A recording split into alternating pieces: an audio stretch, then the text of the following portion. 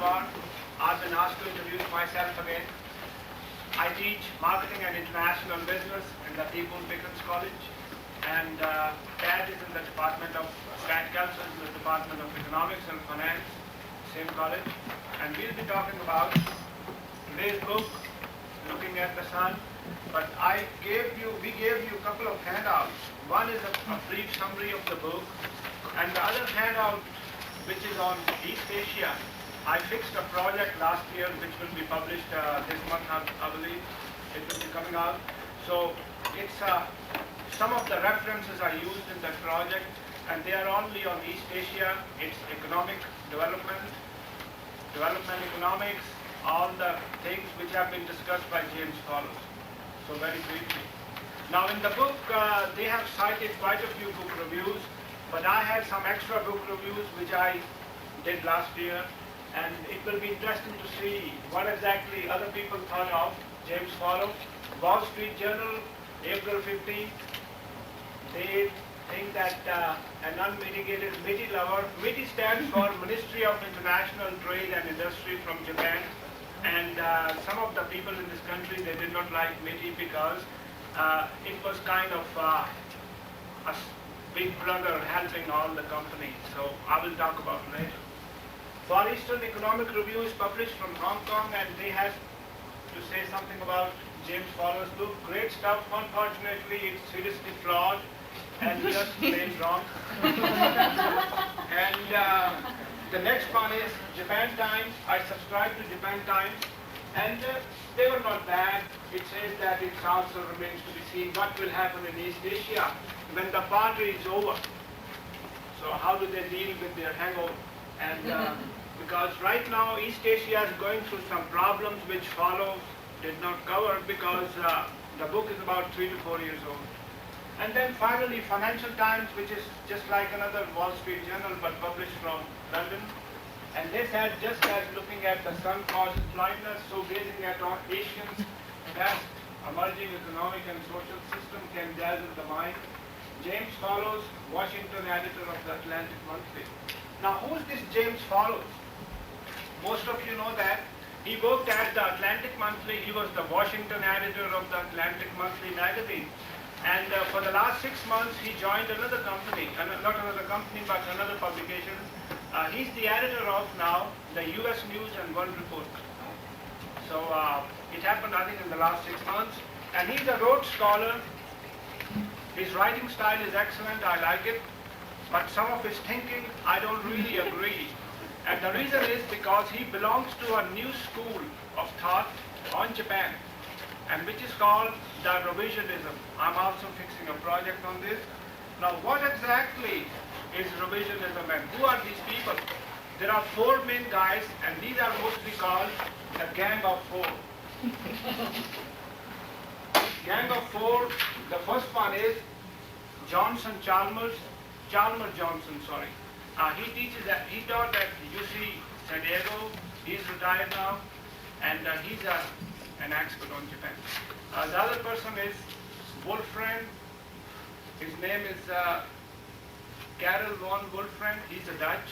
He was the speech writer for Mr. Carter, President Carter in the 70s. The third person is Clyde Prestowitz. He also wrote a book, a good book on trade. And he's a trade advisor, I think, in mid-80s in the Reagan administration. And the fourth one, of course, is James Fallows. Now, James Fallows is kind of a little bit radical. These are all these, what do you call those, intellectuals, and they try to establish a school. It's still under construction, this school of thought called revisionism. And what exactly they say? They say that Japan is different. So if Japan is different, it cannot be considered part of the Western world. So what's their main strategy and remedy? Let's be tough. Let's beat Japan. Let's force Japan to open up, all the Japanese markets. And that's why they are somewhat different from the mainstream Japan specialists. So it's kind of a big fight going on. You do read once in a while in the New York Times and all these publications, Wall Street Journal, about Chalmers Johnson's and Prestovitz. But lately they have slowed down because Japanese economy is also going through some process. So these are some of the basic introductions. And now you know why this book was written, because of the school of revisionism. Although James Fallows does not mention too much about his school in this book. So Dad is going to talk about the first 5 chapters, and I will take the last 5 chapters. Okay. I suppose I'm even doing the introduction, except the introduction is really a good summary.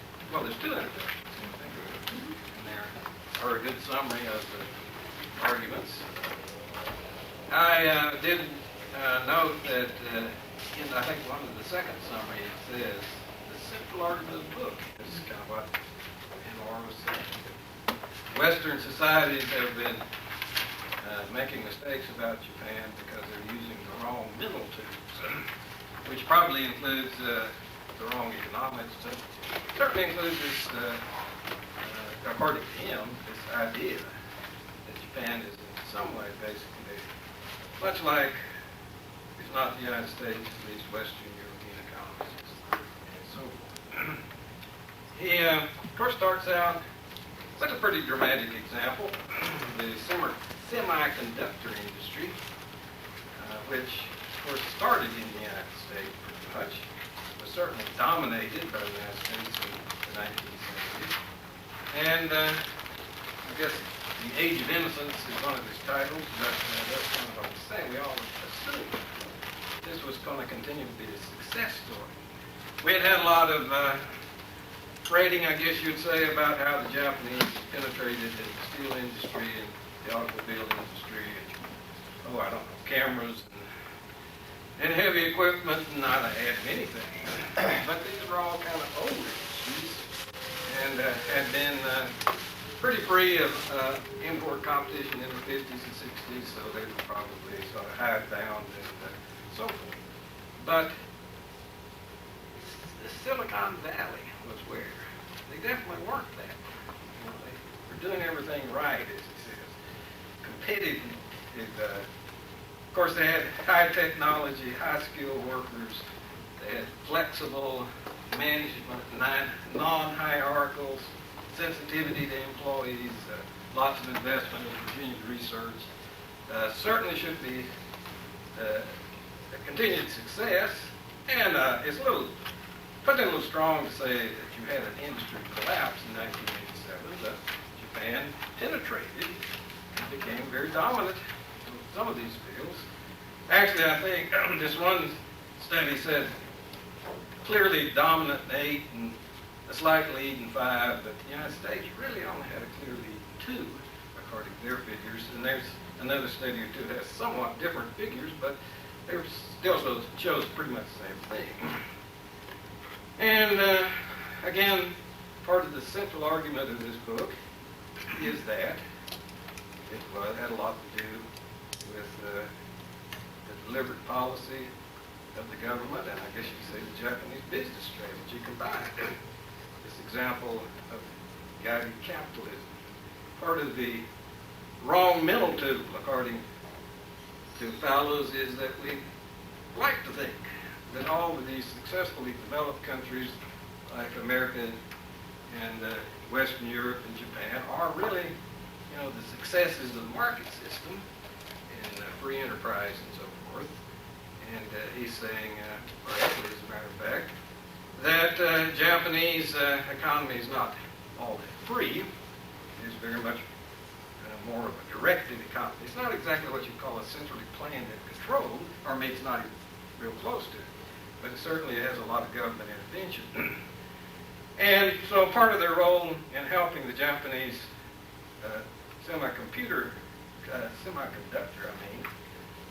firms is they did restrict foreign investment, that is, the investment in Japan by foreigners, and particularly ownership, and particularly in those areas, in competing areas, and restricted imports, particularly of the chips, the DRAMs, or whatever they're called, work to secure new technology, new patents, the licensing of new patents, from the American companies, making them available to the Japanese companies, actually he gives an example of them making this sort of deal, I think, was an instrument where they could actually get a factory if they would only get, they licensed all the Japanese companies.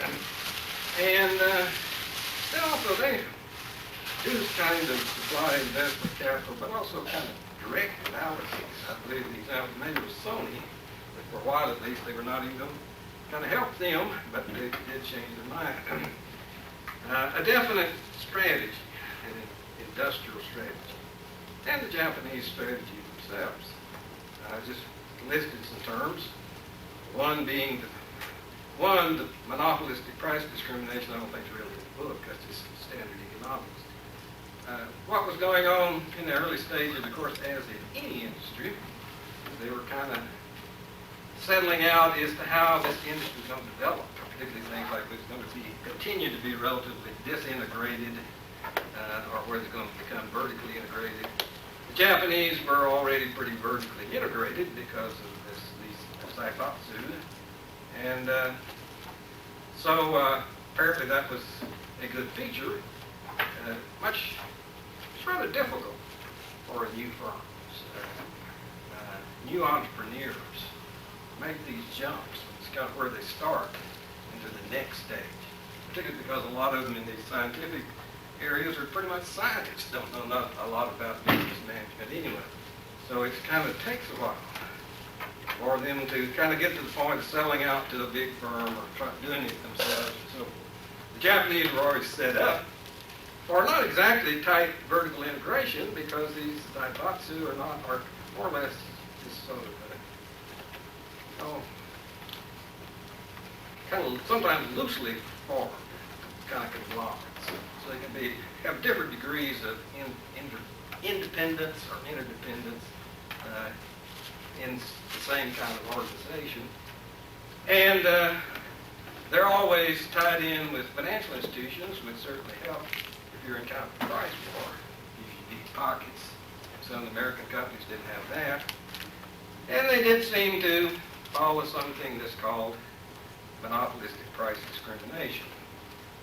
In economics, the idea of monopolistic price discrimination is that you need a monopoly, so you can charge monopoly prices. And then in competitive markets, you can sell much lower prices to beat the competition and use the monopoly profits to kind of subsidize. And with all the import restrictions and so forth, they kind of have that kind of market, and they seem to have taken advantage of it. There is, in a calculator war, TI again was, as they say, pricing along the learning curve. In other words, keeping prices going down as fast as they could. And the Japanese kind of outdid them anyway. Probably get below the curve, that is, they had a loss somehow in order to do that. So I might also mention this point that in some surveys, but I don't think they're in the book, that when they asked the Japanese firms and American firms what their priorities or goals were, they kind of had reverse order. American firms mostly profits first. Growth, increasing market share were there, but they weren't close to number one. With Japan, it's pretty much the other way around. So the number one is kind of dominance and growth. And somewhere down the line, profits. And that kind of helps explain why they increased their market share. The next couple of chapters, of course, are the historical background. This thing about the factors contributing, I kind of wrote all this down, and then I got to try and check to see where it was. I'm not sure. It wasn't done in a real one spot, so maybe I kind of cheated here. But I think it's in there somewhere, maybe in several different spots. But it just refers to the fact that over the years, not just because of their religion, but various things, it develops these traits, de-emphasizing individualism and stressing duty to family, nation, race. And of course, a good part of Confucianism is the idea of developing a professional bureaucracy. And they certainly put a lot of emphasis on learning and arts. All these helped them eventually. But it's more really about how the contacts with outsiders sort of convinced them first to go into isolation because they didn't feel like they could control. That's the way Fallows puts it. If they either had a choice, they could kind of be dominant and then be safe in their dealings with foreigners, or they had to not have dealings with foreigners. And he does talk about these things like the Mongol attempted invasion and the Japanese attempt to take, I guess you say, control of Korea, which really failed, and their experience with the Christian missionaries, which, really wasn't like so much forced on them, but they weren't very happy apparently about the fact that the missionaries wanted to change them, and that's what they considered vulnerability. In fact, in these later chapters about the other countries, Fallows talks a lot about whether they're open to foreigners or whether they're not. And it's kind of an odd use of the term, but it kind of means whether they feel like they can resist kind of foreign influence. And that apparently was very important to the Japanese very early. But Hicks also says that the arrival of Perry's black ships just had a big impact on sort of the Japanese consciousness. So suddenly awakened them to the fact that this isolation primarily meant that they'd lagged far behind the developments in other countries, so they were once again vulnerable and probably couldn't remain isolated and were therefore likely to be dominated. He does mention these things as he calls the uses of isolation, that even though they were isolated, they developed some institutions that were helpful to them. The village schools, universal education for males at least, pretty low level, but at least like, I guess you'd say 3 R's, pretty early in history. I made a mistake here, I notice. You English teachers can start taking off points, I guess.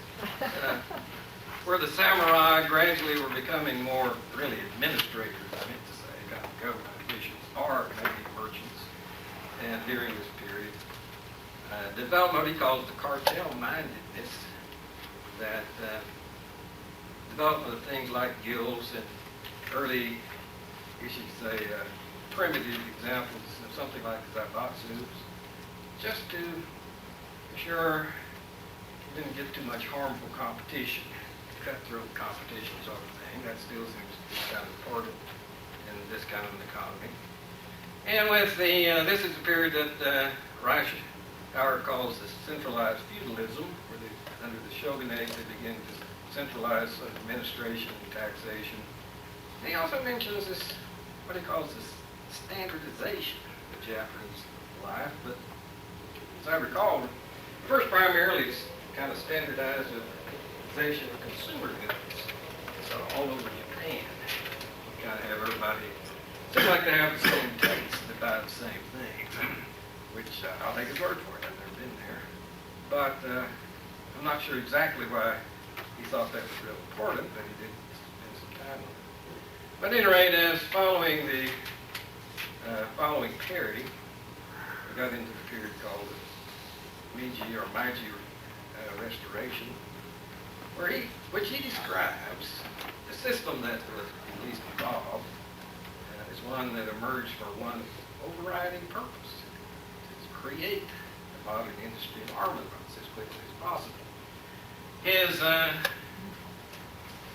kind of explanation of exactly how they did it seems to be a little lacking, but certainly he's talking about this period when they had the new constitution that was kind of modeled on German, Imperial Germany at this point. And certainly did seem to have a national purpose, which is to catch up in modern industry and armaments. And he does mention these steps: the learning, control, purity, and proper place. The learning and control are a little easier for me to relate to than the other two, but one of the things they certainly emphasized is getting access to the foreign technology, and using foreign advisors, but perhaps you didn't mention that they seem to have been pretty careful not to just have advisors from one country. Englishmen advised them for the Navy, and they had the French for the Army, and they had, I think, the Germans for medical science, and the Dutch for construction, and Americans, I think he said, more for developing university education. And expanded public schools, and he said standardized the curriculum and moved it up to a higher level, and started even creating their own universities sometime in this period. But also we're sending a lot of students abroad, and again to various countries, with control. Again, it's a little hard for me to get out of his book exactly what they were doing at each stage and how this developed. And this is the point where he keeps jumping ahead again to the present. And it's on this section where he talks about the 19,000 bureaucrats who do all the industrial planning and control for Japan. I don't suppose it started with that. I just don't know exactly how it did start. But somewhere early in this process, they were doing things, apparently, like focusing or sort of choosing a firm or something that they thought had a lot of potential and really helping them specifically, putting the resources directly into that firm. Or maybe an industry, so they developed this mixture of sort of modern industry, very unmodern industry. And developed saving institutions, he calls them. But he just mentioned things like consumer taxation, and this tendency to keep wages down, tolerance of cartels, again refers to the fact that prices were kept up, become a monopoly level, which all tend to discourage consumption and promote consumption. This Kokutai term is really something apparently introduced by an intellectual in Tokugawa period. His name is Izawa or something like that. But he was promoting a kind of a national ethic of leadership and duty, which I don't know exactly again how to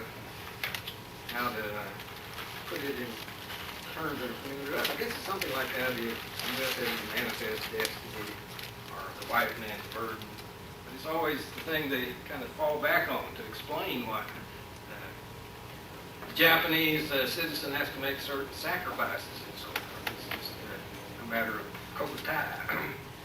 Same way with purity in proper place. They were sort of the rationale for the Japanese having to do their duty. Purity, it means sort of purity. I use the term Japaneseness. He said usness. I guess they're equally bad, but it's not exactly racial, probably. It is more ethnic, cultural superiority and purity. But that's very important. That's why they have to protect themselves from the foreigners. And also the idea of getting their really proper respect, their proper place in the world among the world's powers and being recognized. And ending all these humiliations, like barriers to immigration in California, or having a 3-to-5 ratio in the national, the naval conference, so forth. The chapter on the American leaders is one where he apparently, this is where he takes on, I guess, Reichard, the biggest thing. He does make some, I think, some good points about how we sort of develop some of the attitudes about the same. We did go in, apparently with the idea, even by MacArthur, that the goal was to remove all these old institutions that had been sort of the power blocks before. But as a result of, some of the effects of the reforms, like the rapid development of sort of the communist movement among the labor unions, of course, the onset of the Cold War, I mean, after all, Korea started in 1950, they kind of reversed this trend. Got rid of the military, of course. I think probably the reason the military was so easily kind of disposed of is they failed. The Japanese had done their duty and followed their leadership right into the war, and they lost it, and that probably discredited them so much that they weren't really all that interested themselves in going back to that period. But they kind of shifted, or I mean the power was vacuum that left was sort of taken up by the, well, government and industry. This kind of leadership, kind of a government industrial complex, which we were more or less supportive of. Made sense, of course, just for recovery, but they really didn't just stop with recovery. He talks a lot about our attitude about Japan, how it changed so dramatically, about their role or their guilt for the war. Is that, as I said, we didn't just decide to forgive and forget, we just decided to just forget. Didn't have to worry about forgiving. And apparently I would say that he was saying that we found it useful to say, well, let's say the emperor didn't really have anything to do it, we keep around, we need to make the Japanese find our policies more acceptable. And it's really kind of hard. I would say I've read some of these books like Toland and so forth about World War II and how it started, and it's kind of hard for me to see exactly how much influence the emperor really could exert on his own, one way or the other. But at any rate, that's what we did. We, in a sense, kind of rigged the war crimes trial, so that it would only be people like Tojo and so forth who were going to take the blame for everything. And certainly that was useful for Japan. We sort of helped them assuage their guilt by dropping 2 atomic bombs on them. And I guess they may have found that useful too. It's kind of a high price to pay, I suppose. He does make a kind of an important point here too, that as a result of this period, they've kind of developed into a one-function country, I suppose, where their big concern is economic strength, gaining development of the economy, and economic strength in world markets. He kind of says they delegate their military and foreign policy to the United States. They don't necessarily delegate all their foreign policy to the United States, but they have played this active role in those, in even the foreign policy arenas they have in the economic. And they tend to be supportive, I guess, generally of the United States, especially during the Korean War and so forth. And he even has this quote by Yoshida about sort of deciding that they should be a U.S. colony so that they didn't be able to outdo the United States, not like England did. I mean, the United States did with Great Britain. They were a colony. Then you get this final, not really the final, but the next chapter about the economics, particularly the contrast between what he calls Anglo-American economics and I guess what you could call Friedrich List economics. He has a lot to say about how hard it was for him to find out anything about Friedrich List, and I understand, I don't know much about him either.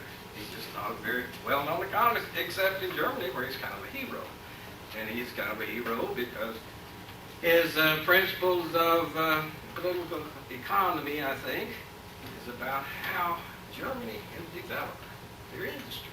And he also was, promoted the unification of Germany and very much, I guess you could say, probably helped a lot, planning policies for economic development. So I just can understand why other countries like Japan would find it perhaps helpful. I don't know that he has determined for sure that the Japanese really read Friedrich List a lot, but at least he would be a good choice. The Anglo-American economics is kind of basically, what he says about it is basically correct. That the way success is defined is by the maximization of consumer well-being. By this, you don't necessarily mean that the idea is for everybody to be a high consumer. We just talking about personal well-being. In fact, Jeremy Bentham called it human felicity. Just maximizing, making people better off. That's the goal. But we are individualistic. Our sort of definition of the state, the Anglo-Saxon, is that it's composed of individuals. And that's the idea in Adam Smith's wealth of the nation. The wealth of the nation is just the wealth of the individuals. The old idea, really, in monarchy and what we call the period of mercantilism, and in Europe more than England and in fascism and so forth, is what's called the corporate state, where the individual is just one of the cells of the body. It's the state that has the interest. And success is somehow strengthening the state, and the individual is supposed to play a part. That's just a different philosophy of government. And Frederick List wouldn't fit us very well at all. Adam Smith fits us better. He does say things like the Anglo-American views failed the test of history. Actually, we haven't really been very devoted to free market economics throughout our history anyway. Didn't start out that way. The United States was born about the same time Adam Smith published his book. Didn't have all that much influence at first. And then, of course, after World War II, we have to say we ourselves kind of were flirting with ideas like government intervention and planning. It's really on the last couple of decades where you can say that the conservative free enterprise people have kind of seized political power in the United States. Talk a lot about it at least. And of course, Adam Smith type economics supports it. But we haven't been very consistent about it. In fact, I would say the same for both England and the United States. When you get into the political arena, we're much more pragmatic than ideological anyway. And I would say we're still that way today. We talk a lot about what the government can do for the economies to get out of it, except with all these exceptions. Something goes bad, including floods. The government has to do something. You haven't become laissez-faire at all, that I can see. And particularly the federal government has to do something. But at any rate, we did develop with some government promotion, and so did England, and so most countries, particularly not having a totally free trade, having import protection. We're not even set up, though, for the kind of sort of controlled by a relatively small group, like Japan is, and I guess probably Germany was. We just have this totally different kind of society. I can more easily imagine our industrial policy being controlled by 19,000 lobbyists and 19,000 bureaucrats. That's just the difference in our system. But at any rate, that's one of his ideas, that American policymakers and business leaders have always made errors because they're assuming somehow Japanese policy is just devoted to the same things ours is, or it should be, or it's going to be pretty soon. And we hear this sort of like every few years. The new generation of Japanese, the young people, they're going to be high consumers. Don't know whether they are or not, but they haven't been for several generations. That's, by the way, one of the problems of getting old. You notice everything stays the same or it comes back. Just when you think it's gone, and then it comes back. At any rate, the final point I'd like to make on this topic is that Japan has certainly been a leading example of deliberately developing an economy. And they're not the only one. Imperial Germany did the same thing. There have been a lot of failures. I guess we could say certainly Italy had, in some sense, a similar experience and tried to follow Germany's lead. It never did do very well until very recently. But it's been at a price, particularly what we'd consider a price. Japanese have had and still have these really high prices. They can buy their own goods cheaper outside of Japan than they can in, except you can't bring them back in probably. But, and they pay high taxes. They have very high land prices, of course. Their wages are kept low. He may exaggerate that a little bit. He says one of the advantages is they get a lot of jobs, but then they have artificially low wages for the same jobs as they would have in other countries. And of course they have high saving and therefore low consumption, standardization of goods, and they don't get to import many goods to provide variety. And what do they get in return? Well, maybe it's not quite as bad as I say, but they do, at least with their high saving, they usually build up pools of assets, but that's one of the problems with their recent problems with the stock market and the real estate markets. That's where a lot of their assets were. And again, it's like suddenly the system, which was paying off in that term, may be failing them, and it may have some effect on their attitudes, I don't know. But anyway, they have been successful in sort of maintaining the home market as a sort of protected monopoly so that the business firms can go out and compete better in foreign markets. They do this nice thing to us, sending us a lot of their goods and not taking any of ours much back in exchange. And with what's kind of what they save, I guess, they often invest in our country, with our assets. So I don't know, maybe we should be thanking them instead of worrying about them. At least that's more standard economic point of view than what Fallows is promoting. And then finally, I don't think I really have much time for it anyway, but he does get into this thing about the emergence of the Asian system, these countries that Anwar is going to talk about more anyway. He does have these three miracles. It was kind of interesting. Their rapid development in the 19th century up to World War II, and then their rapid recovery is the other economic event.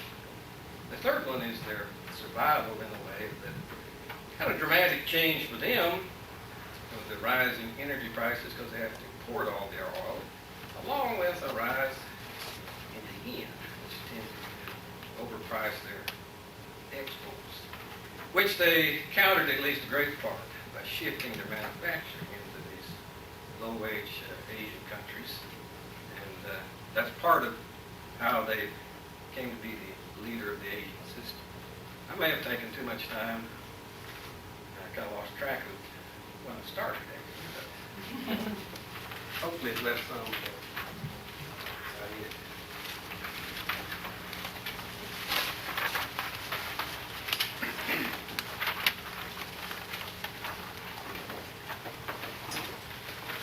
Okay, I'm going to talk about chapter 6, 7, 8, and 6 through 10.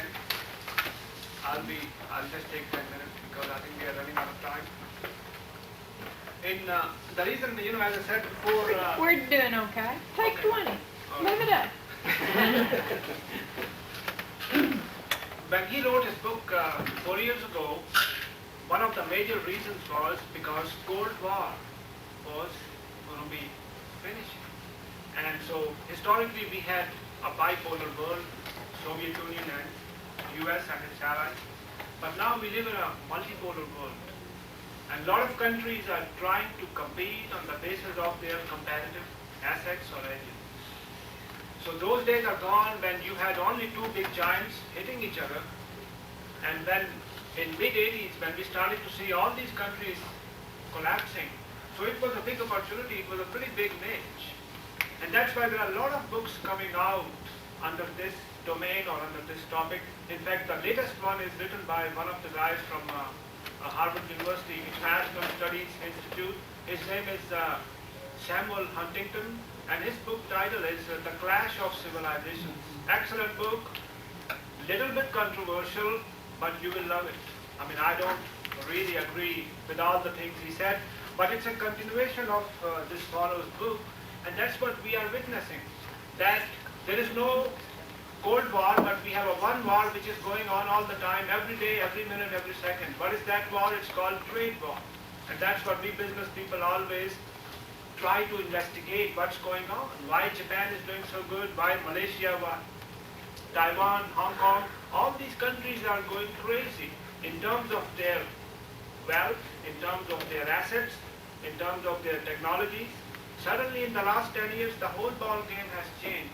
So that's what I think he touched under these areas from chapter 6 through chapter 10.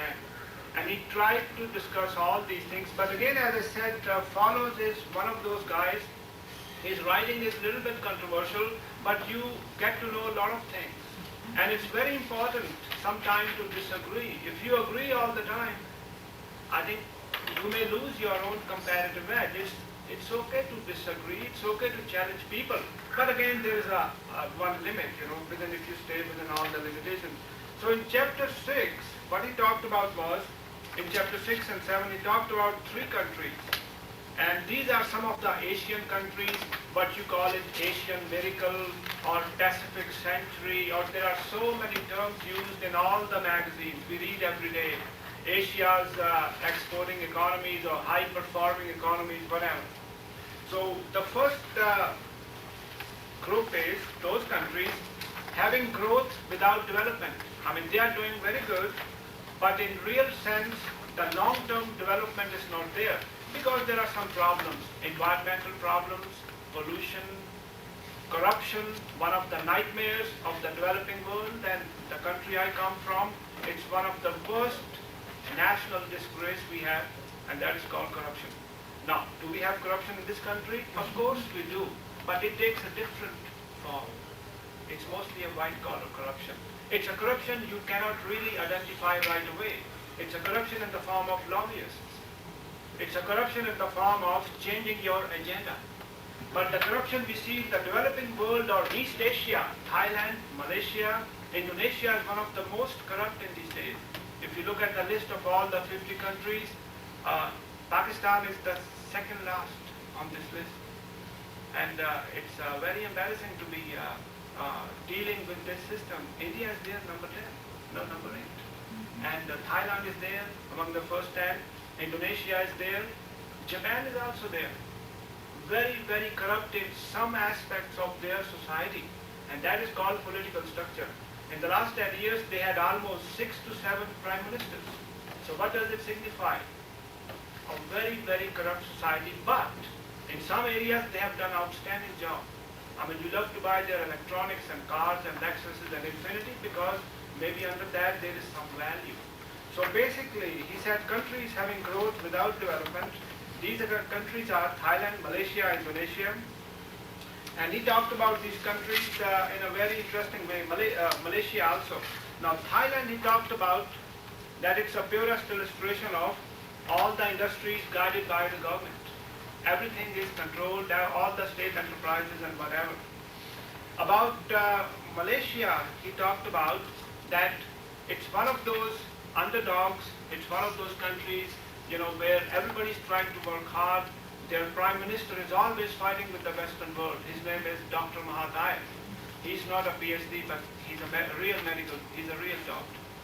Most of us are not.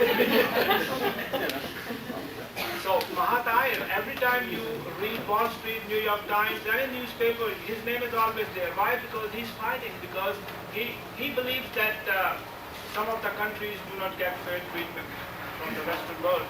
And one of the reasons Malaysia is working hard and they have a lot of foreign direct investment coming in. And by the way, they are also building the tallest building in the world. If you go to their capital in these days, it's going to beat World Trade Center and all these buildings. So basically, when you are an underdog, it's a matter of survival. And that's where you go back to the animal kingdom and you say survival of the fittest. So that's the approach on the part of Malaysia.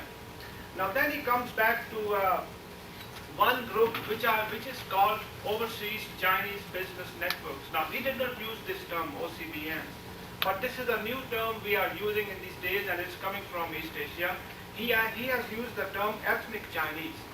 Now what happened is in the last 60-70 years, a lot of Chinese came out of China. And there are about 55 million of them in this world. In this country, Canada, Singapore, Hong Kong, Indonesia, they constitute only 3%, but they control 70% of the economy. Very, very rich. All Singapore is controlled by a ethnic Chinese. And that was a pretty interesting thing. But I thought maybe he could have done a little bit more time under this topic because it's a pretty relevant topic. And they are also found in Thailand, Malaysia, Indonesia, Hong Kong. Hong Kong, you go to Hong Kong, you will see money. You can easily see money, of course it's not visible, but you can see the way they live, buildings. Almost every 10th car is a Rolls Royce. What do you call them? Overseas? Overseas Chinese Business Networks, OCBNs, and there are 55 million of them, and they control almost all the wealth of East Asia. So that is one of the major contributing factors behind East Asian miracle.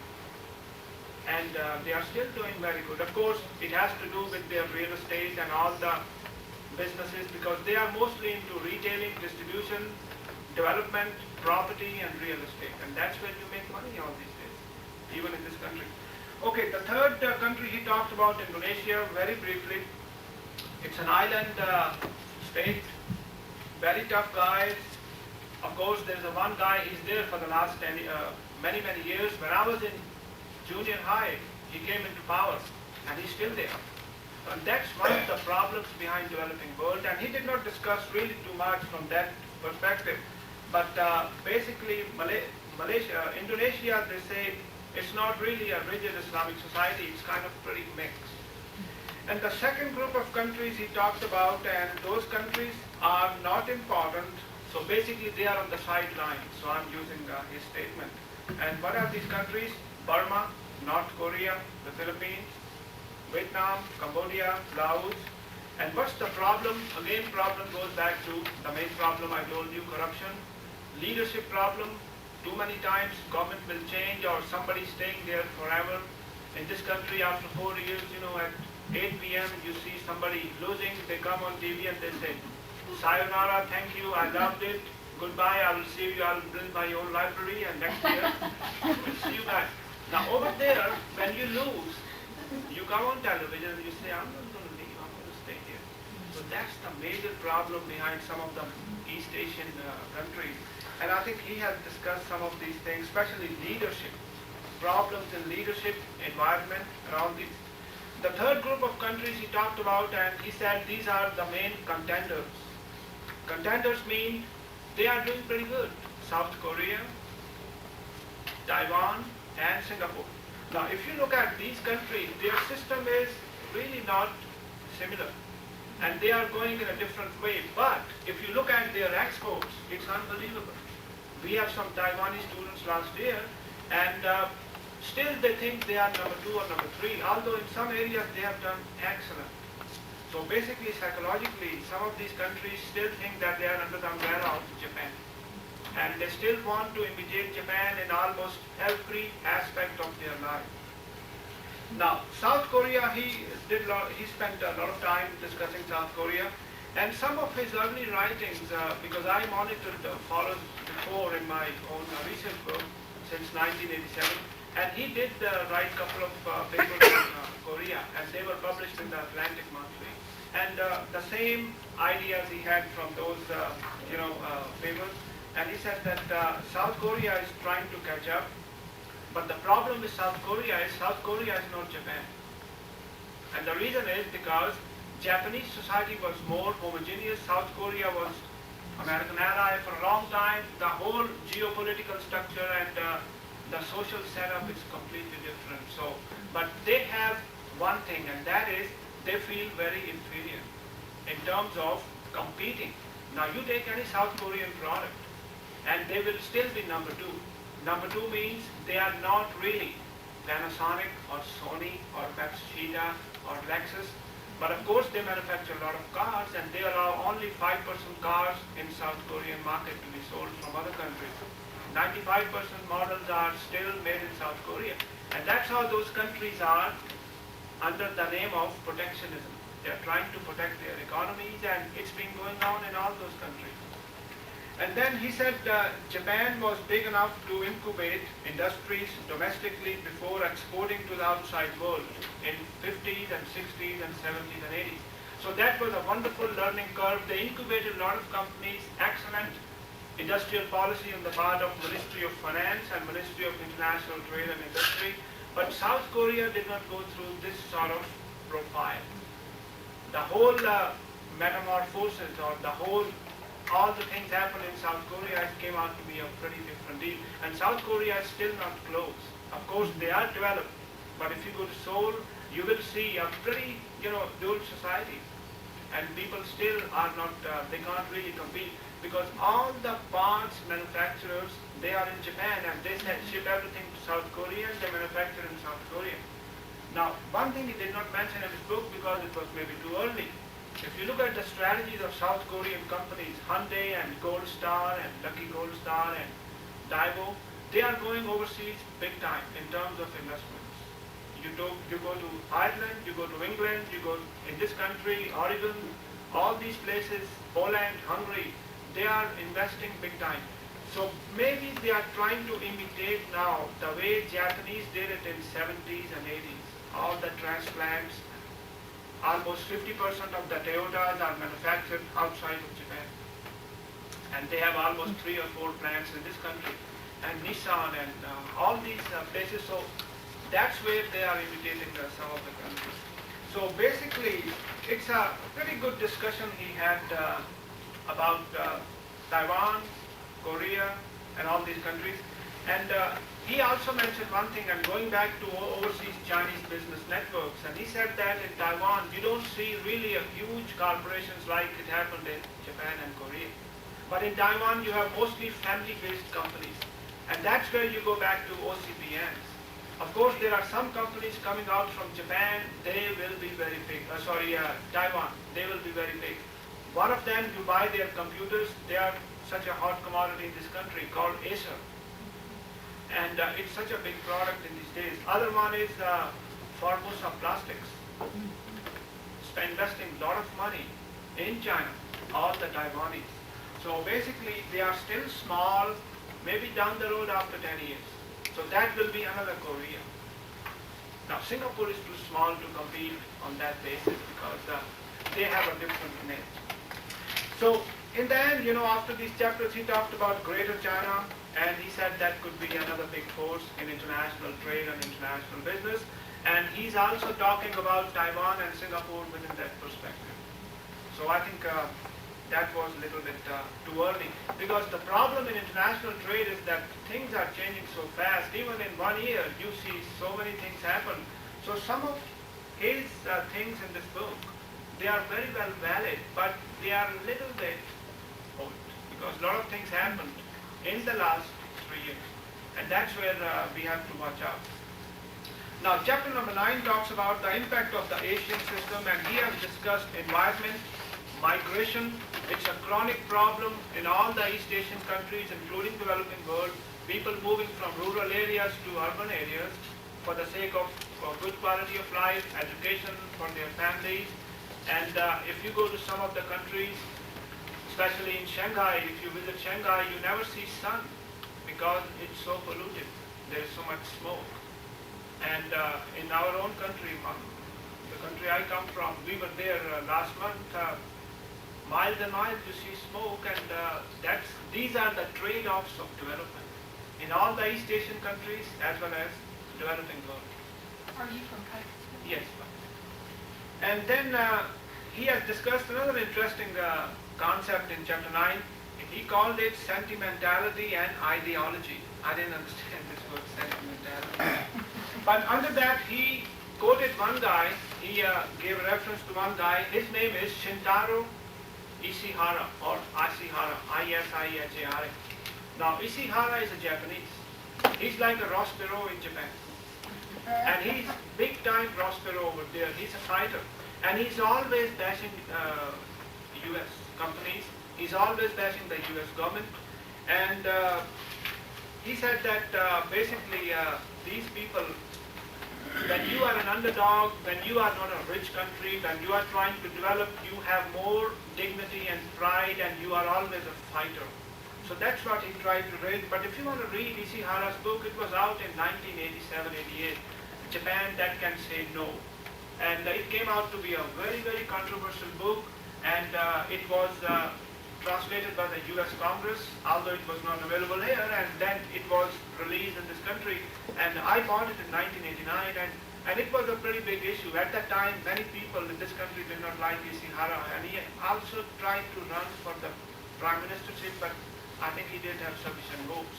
And he's still into politics, but that was a good example under ideology and sentimentality. Now, one statement I would like to quote from is chapter 9, and this is page 412. Now, I have a hard cover. I didn't use my paper since I started this book 2 years ago. I still use my hard cover, and it's on page 412, and he said that the Asian model is not superior in any sweeping sense. It is more confining for individuals, as Pat mentioned. It has so far proven inferior in generating new scientific knowledge and fostering known creative talents. It will encounter shocks, setbacks, and slowdowns in the coming years. So what he's referring to, he's trying to, what portraying is that in the Asian system, of course, individualism doesn't work, mostly Confucianism and group-oriented society. So in most of the Asian countries, you don't see too many Bill Gates or Steve Jobs. You don't see too many Lone Rangers, who can come right away and take all the market share in 2-3 years. And so to some extent, I think he's correct. But I think he is kind of trying to too much simplifying the whole issue, because there are many, many companies from East Asia. And they started from, look at the example of Acer. This guy started his company 15 years ago, and now his company is $5 billion from Taiwan. And he has plants in this country, Ireland, England. So I think in that case, the book's data is a little bit old, because as I said, things are changing so fast in the book. Now, there are some other issues he has discussed. The Asian impact on the world. He has discussed some advantages and disadvantages. The brand plan syndrome, that's where he talked about the transplants coming to outside world. All the Japanese companies coming here, and they are investing big time, billions of dollars. And the examples he has mentioned is IBM going to other countries, Fujitsu coming here. And then he also talked about some of the Japanese problems happened in late 80s. One of them, as I said before, meeting Ministry of International Trade and Industry, FSX deal. FSX was a deal between US and Japan when Japanese wanted to acquire US technology for their fighter planes for the 21st century, something like that. So that was a pretty controversial. Some of the conservative thinkers in this country, they said we shouldn't be delivering this technology to US because Japan is always a copycat. They always have a free ride, free lunch. They always imitate us, so we need to protect our technology. But the deal, still was okay, late 80s. And overall, I think he has discussed some of these examples, which are very relevant, and I found those very interesting. Last chapter, which I thought will be a pretty big chapter, long chapter, and he will discuss all the things of all the chapters. It came out to be pretty short. Maybe he wanted to finish his book. There was a deadline from the publisher, and so he wrapped it up. And that's why I was kind of not really satisfied with the chapter 10, but I will summarize it very briefly. And he said that Asians, all the whatever wonderful miracles they have, it does raise 5 questions. Under education, industrial strategies, intervention by the government, trade policies and investment. Pat has already covered some of the areas under industrial policy and industrial recommendations given by the state to industries. But in education, he has discussed US school system very briefly in 2-3 pages. And then he said US can learn from the successes of Asian system. Now, again and again, media talks about this issue, and that is, we all know that our school system is a big mess in this country. But our university system is, they say, one of the best or the best in the world. Now, it's a pretty strange contrast that here you are losing all at the high school or junior high level, And then at the university level, you get all the cream of the cream and from other countries, and the system is such that it creates a lot of innovation. It breeds into a lot of industries, and that's where you have all the bright minds at MIT or Harvard or all these big universities. So that was, I think, a pretty good statement. Under industrial strategies, he said, industrial political guidance, and that has been happening in those countries, and he said we need to learn from that area. Now, it's kind of a very controversial debate. Even in this country, there are two schools of thought, and some people say we should not intervene, and some people say we should intervene. You know, like some of the advisors we have, Laura Tyson, Robert Reich, and they are all behind this revisionist thought. I mean, they will not come forward and say, I'm a revisionist. Only these four guys had the courage to come out and say, we are the revisionists, although some of them have already gone back. But Fallows still is part of that school. And then the third one, intervention by the government, same continuation of some of the ideas which we just discussed, trade policies and investment. Now, as I said before that, my area, I teach international business and international marketing, and it's fun to teach this area because the pace of change is so fast. Every 2 years, you have so many things happening. Every year you see Japan's trade surplus creates a big nightmare in this country, and people say, we need to stop and this and that. Well, last time when I calculated the last 20 years trade surplus, Japan's trade surplus with the US only, it comes out to be about $500 or $600 billion. And for the last 10 years, the trade surplus has been 45 billion to 50 billion average. And 60% of the trade surplus is in one area. And the responsibility goes to all the consumers because you buy too many cars. 60% of the Japanese trade surplus is only in one segment of your economy. So basically, then when you come down to one issue which Dad just mentioned, that we are not really a capitalist or socialist society. If it comes down to here, it's my wallet. I will spend whatever I feel like. You can't tell your people buy their American cars and this and that. So that's where the main confusion is. You live in a free society and free world, so you really can't tell people what to do. But overall, as I said, one thing will change down the road, and that's what he did not mention. Maybe it was written in mid-80s. Competition, the whole concept of competition is changed down the road after 6-7 years. And that is, countries are going to compete aggressively. It will be like a big fight. Those days are gone when you could hide under the umbrella of, US power, or Soviet allies could stay with the Soviets, and you were protected by those countries. That's where Huntington talks about that clash of civilization. And competition is going to change. More and more industries are going to be extremely aggressive, and people, they will export and they will manufacture in other countries. In some areas you will lose, in some areas you will gain. So if you go, if you discuss all these concepts, you will smell some of the things coming out of his book. I mean, he did mention some of the things, and he's kind of a little bit concerned and nervous that we need to be tough. And that was the main issue behind the Japanese, the US revisionists. Now, my last statement, I just want to make sure that I conclude this book by giving you some of the tough things, what's happening today. And sometimes we say we need to be tough with Japan, but you can read some of the figures. Today, Japan is the world's largest donor nation in terms of foreign aid, I think about $9 to $10 billion. Japan now covers 73% of the non-salary costs of the US forces stationed there. And that's another controversial area. The US is by far the leading foreign direct investor in Japan, while Japan is the second best direct investor in the US, as Pat mentioned. In 1995, Japan was number one in the purchase of US's agricultural products because it's a huge economy, the second largest economy in the world. Japan's merchandise trade surplus with the US's decline in, I have a question mark, because if you know what happened, the yen is now 116. And the last 2 weeks, the Japanese market also collapsed, so yen is again depreciating. It's not appreciating. And that's where your exporters are going to lose and their exporters are going to gain. So that is another controversy, but again, their surplus is going down, but very slowly.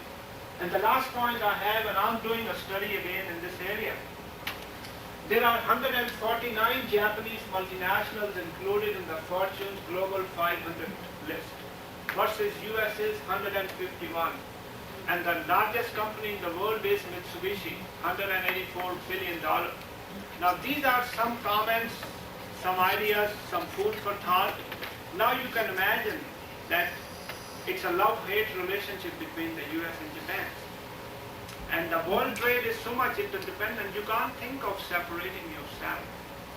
And these are some of the issues which I thought that it was not mentioned in the book because it's a pretty current data. Now, 20 years ago, you could count how many Japanese multinationals were included in the Fortune 500 list. Not more than 10. 20 years ago, 25 years ago. And now you are talking about 149. And you go to one area in Tokyo, you could see all the big buildings and all the multinationals of Japan. Lot of money, lot of power.